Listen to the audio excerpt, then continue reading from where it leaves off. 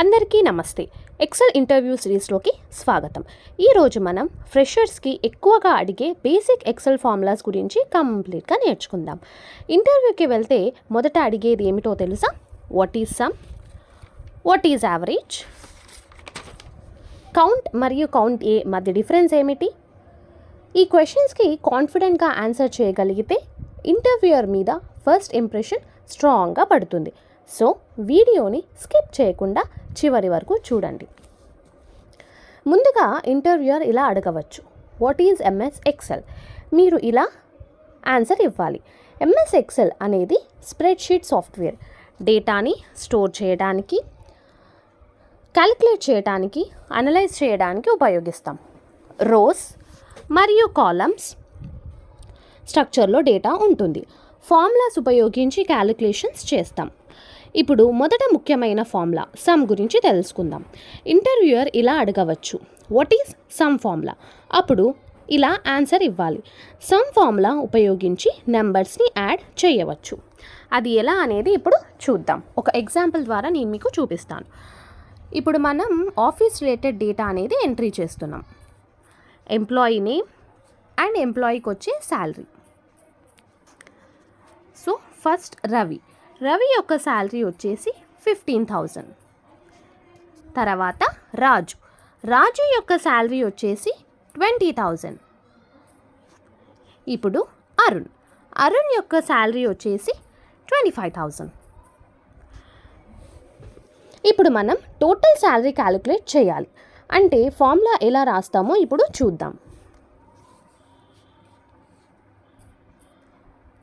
Is equals to some.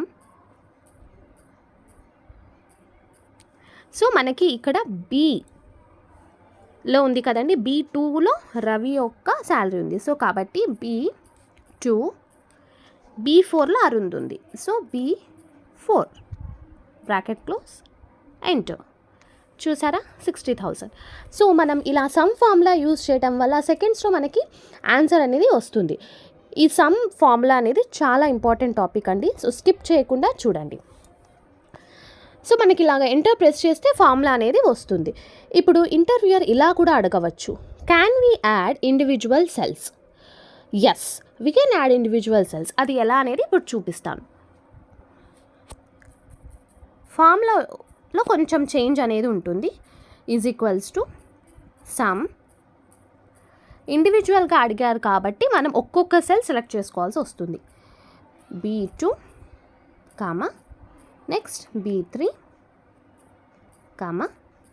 B4 bracket close, enter. చూసారా, రెండు విధాలుగా సమ్ ఫార్ములా అనేది యూజ్ చేయొచ్చు. సో ఇంపార్టెంట్ ఇంటర్వ్యూ టిప్ ఏమిటి అంటే, మాన్యువల్ అడిషన్ చేయకుండా సమ్ ఫార్ములా ఉపయోగించడం ప్రొఫెషనల్ అప్రోచ్.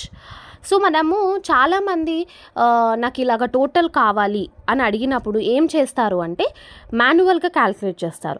అలా మనకి మాన్యువల్గా క్యాలిక్యులేట్ చేసినప్పుడు ఏమవుతుంది, చాలా టైం టేకింగ్ కదండి. సో అప్పుడు మనం ఈ సమ్ ఫార్ములా యూజ్ చేసామంటే వితిన్ సెకండ్స్లో మనకి ఆన్సర్ అనేది వస్తుంది.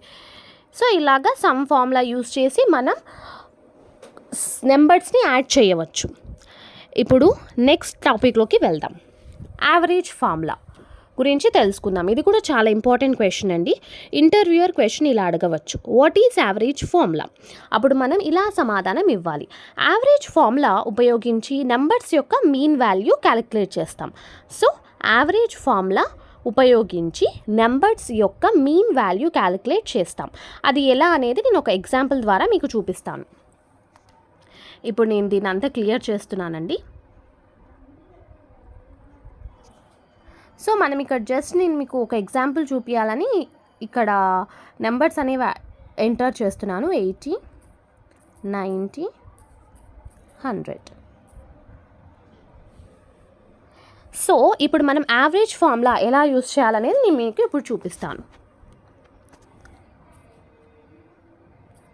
Is equals to average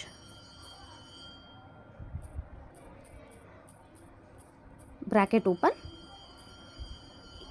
A1, A2. So మనకి ఇక్కడ రేంజింగ్ అనేది A1 నుంచి ఉంది కదండి. సో A1 నుంచి A3. చూసారా, ఇలా మనకు యావరేజ్ ఫార్ములా ఇలా యూజ్ చేయడం వల్ల మనకు రిజల్ట్ అనేది క్విక్గా వస్తుంది. సో ఇంటర్వ్యూలో ఇలా కూడా అడగవచ్చు, difference between some and average. Some మరియు యావరేజ్ మధ్య డిఫరెన్స్ ఏమిటి అని కూడా అడగవచ్చు. అది ఎలా అనేది ఇప్పుడు చూద్దాం. సో సమ్ అంటే టోటల్ ఇస్తుంది. నేను మీకు ఇందాక చెప్పినట్లుగా సమ్ అంటే దీని యొక్క టోటల్ ఇస్తుంది. యావరేజ్ అంటే మీన్ వాల్యూ ఇస్తుంది. సో ఇది సమ్కి యావరేజ్కి మధ్య ఉన్న డిఫరెన్స్ అండి, కన్ఫ్యూజ్ అవ్వద్దండి. సమ్ వచ్చేసి మనకి టోటల్ కౌంట్ ఇస్తుంది. యావరేజ్ వచ్చేసి మనకు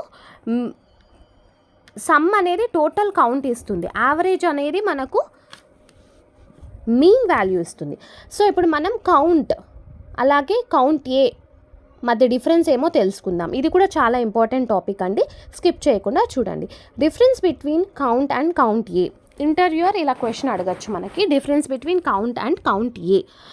సో కౌంట్ అంటే ఏమిటి? Counts only numeric values. Count అనేది నంబర్స్ని మాత్రమే కౌంట్ చేస్తుంది. కౌంట్ ఏ అనేది నాన్ ఎంప్టీ సెల్స్ని కౌంట్ చేస్తుంది, టెక్స్ట్ని కూడా కౌంట్ చేస్తుంది. సో నేను మీకు ఇప్పుడు ఒక ఎగ్జాంపుల్ చూపిస్తాను.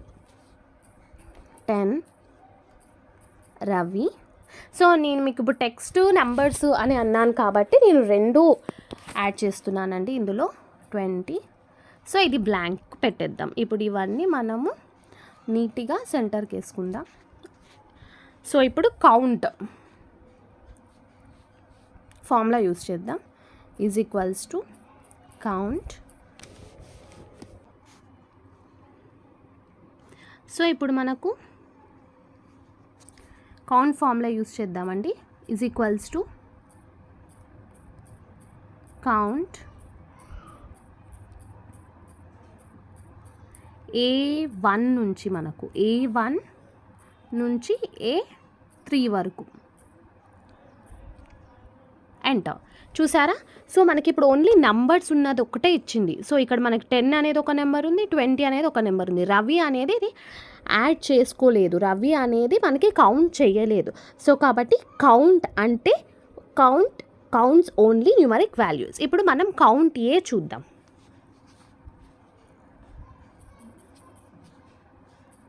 Count A, bracket open, same ranging A1 A3. చూసారా? 3. ఇప్పుడు మనకు టెక్స్ట్ కూడా కౌంట్ చేసుకుంది.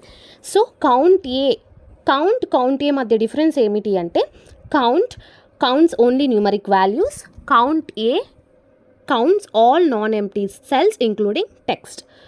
సరేనా అండి? సో ఇవి వచ్చేసి మనకి చాలా ఇంపార్టెంట్ టాపిక్స్ ఇవన్నీ. సో మనం ఇప్పుడు ఒకసారి మాక్ ప్రాక్టీస్ అనేది చేద్దాం దీని మీద. ఇప్పుడు క్విక్ మాక్ రౌండ్ ప్రాక్టీస్ చేద్దాం. ఇంటర్వ్యూయర్ ఏమని అడగచ్చు, what is sum formula? Sum formula is used to add numbers in Excel. In difference between count and count A. Counts only numbers, count A counts all non-empty cells including text. How do you calculate average అని interviewer question అడిగితే మనం ఇలా answer ఇవ్వాలి. By using average formula, average is equals to average, ranging మనకి ఎంత నుంచి ఎంత వరకు అనేది మనం రేంజింగ్ని బట్టి అక్కడ టైప్ చేయాల్సి ఉంటుందండి. సో మనము ఈరోజు సమ్మరీ ఏమేమి తెలుసుకున్నాం, ఈరోజు మనం ఏమేమి నేర్చుకున్నామో ఒకసారి నేను మళ్ళీ రిపీట్ చేస్తాను. What is Excel, what is sum, what is average, what is count and what is count A, what is the difference between sum and average, and what is the difference between count and count A. So ఫ్రెషర్స్కి ఇది strong foundation అండి. ఈ basics కనుక తెలుసుకుంటే XL మీద కొంచెం grip అనేది వస్తుంది. సో నెక్స్ట్ ఎపిసోడ్లో ఈ ఫార్ములా మరియు లాజికల్ ఫంక్షన్స్ అలాగే మ్యాక్సిమం మినిమం ఇవన్నీ కంప్లీట్గా నేర్చుకుందాం. వీడియో హెల్ప్ఫుల్ అనిపిస్తే లైక్ చేయండి. కామెంట్స్లో ఎపిసోడ్ 2 అని టైప్ చేయడం మాత్రం మర్చిపోకండి. కామెంట్లో ఎపిసోడ్ 2 అని టైప్ చేయడం మాత్రం మర్చిపోకండి. సిరీస్ కంటిన్యూ చేస్తాను. థ్యాంక్ యూ ఫర్ వాచింగ్ అండి. ఇలాంటి మరిన్ని ఇంట్రెస్టింగ్ ఎక్సెల్ టిప్స్ కోసం, ఇలాంటి మరిన్ని ఇంట్రెస్టింగ్ ఇంటర్వ్యూ ఎక్సెల్ టిప్స్ కోసం సబ్స్క్రైబ్ చేసుకోండి, ఫాలో అవ్వండి. Thank you.